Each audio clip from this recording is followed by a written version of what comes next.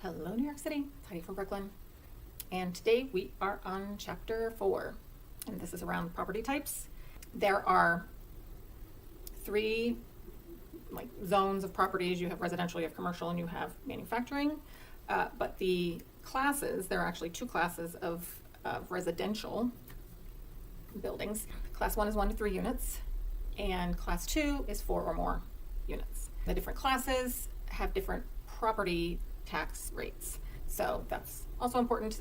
Class 1 has a tax rate of 19.6%, and so that's single family homes and multifamily if they are 3 and under units, so 2 or 3 units. Because if it's 1, it's single family. And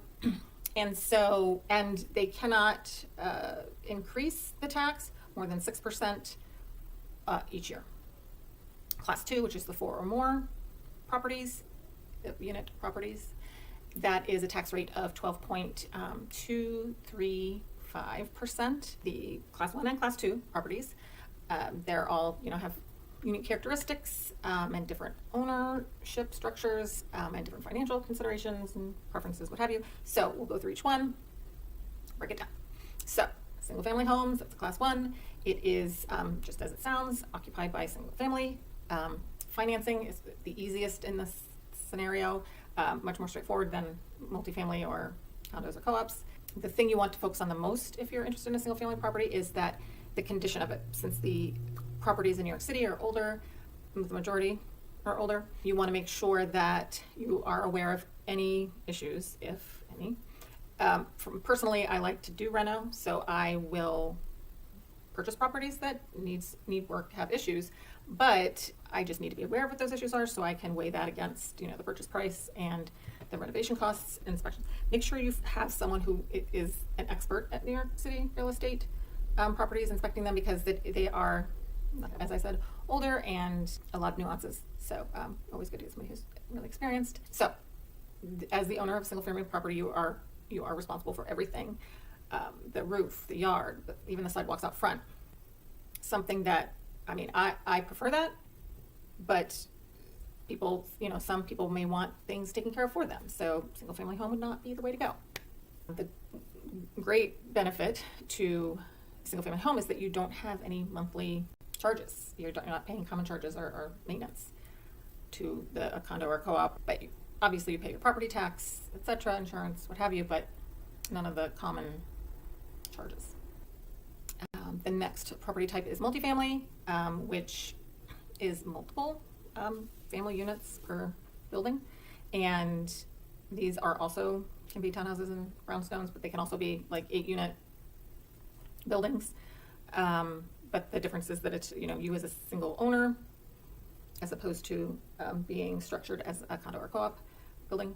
You want to go the route of multifamily. It's great, passive investment, even though passive makes it sound like you don't have to do anything, but obviously you would be responsible for all of the things like in a single family, but you have to make sure it's kept up for any of your tenants. So, and financing is more difficult because there are specific things around rental properties or multifamily properties, zoning laws, and then there are building codes that you have to adhere to.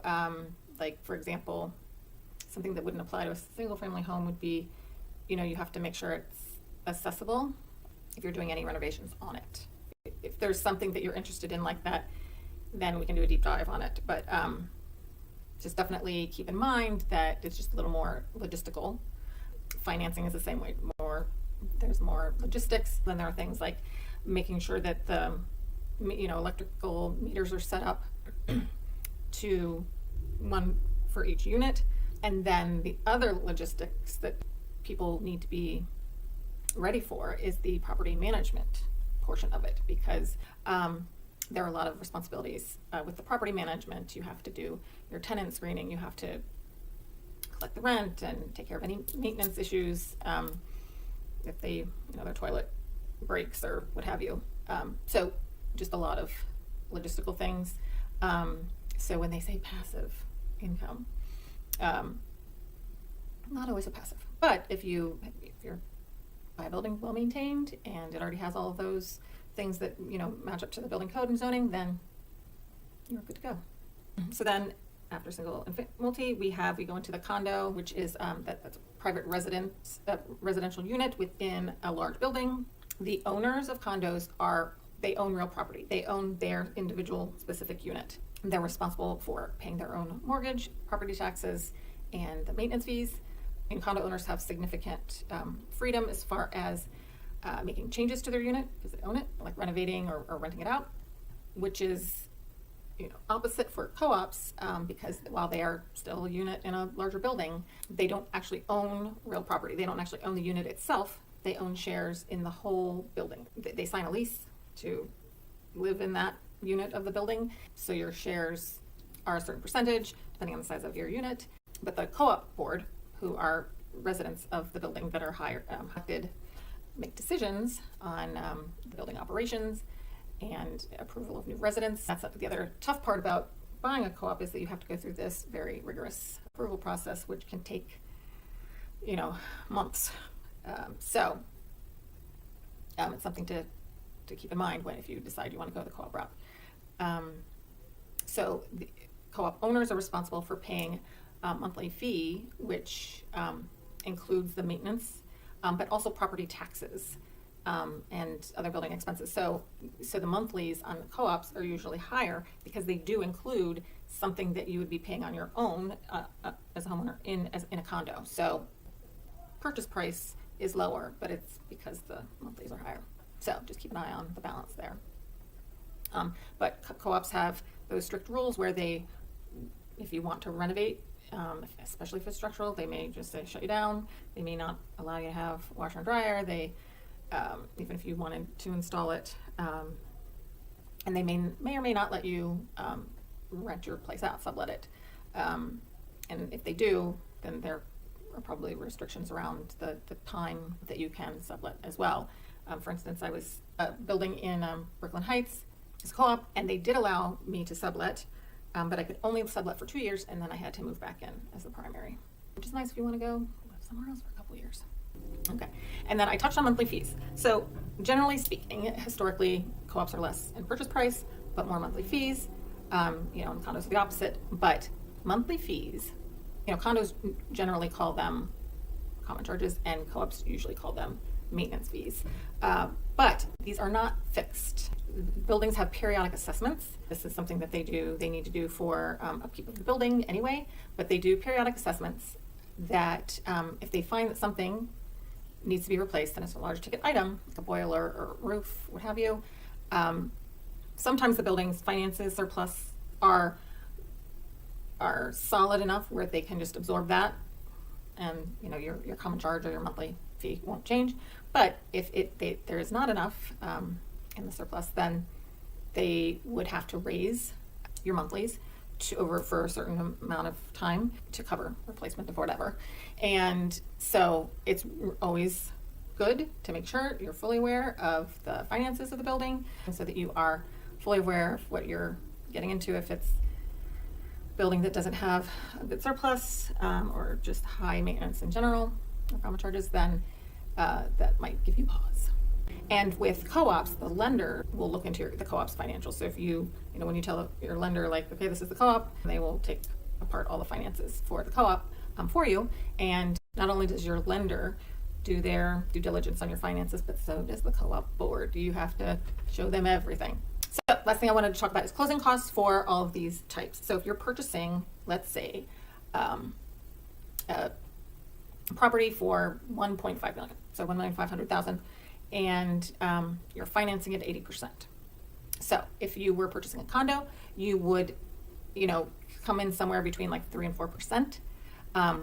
Since it's over $1 million, you would have to pay mansion tax, which comes in at 1%. But then you have title insurance and your attorney fee. Sometimes there's a move-in deposit from the condo. You'll have title searches and application fees. Sometimes boards don't have that, condo boards don't have that, but you may. Some have not even just move-in deposits, but move-in fees. The deposit you get back, the fee you don't. But things around the title, the deeds, anything that was in the process, like credit checks, what have you. And then you'll have a bunch of have finance-related costs, so the mortgage recording tax, title insurance, you pay for, the bank's attorneys and appraisal, what have you, generally around 3 to 4%. And then for co-ops, it's, as I mentioned, closing costs, closing costs are less. They range from, 1 to 2%, but everyone's got that mansion tax. But one thing that the co-op doesn't have is anything around the title. Since it is not real property, you do not have a title. A lien application fee, just to make sure there are no liens on the previous owner or the seller for the building. Again, you have your attorney, move-in deposits and fees, definitely board application fees and credit checks. So the other things are generally the same, but less so. And as a seller, there's a flip tax, but as a buyer, you wouldn't pay that. And then for house, it is less than condo, sometimes more, but generally on that same range, 3 to 4%. And again, it would be the mansion tax of, $16,000 because it's 1%. I don't know if I mentioned that before. And the higher the price of the property, the mansion tax increases up to like 3.5, maybe over %, as you get higher in your purchase price.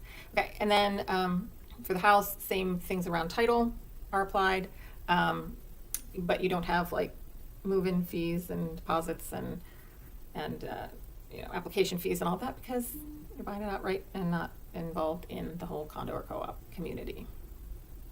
So that is it for the different property types. And once you've kind of grasped all that, you can boil down your preferences again. Do you want to be a homeowner where you have to take care of everything? Do you want to be a homeowner that takes care of everything and you have your income being generated, sometimes enough to even cover your mortgage, which is awesome. Some people like to just have that apartment type living where you pay a monthly fee and they, you have someone who takes care of your trash and your vacuuming your hallways and what have you. So it does boil down to preference, but always good to be aware of the different types of properties and and then the next step we'll discuss in chapter 5 is around the fun part. This is the part I love, going and looking at properties. So much fun. Love. So we will circle back around to that part of the process in chapter 5. Until next time.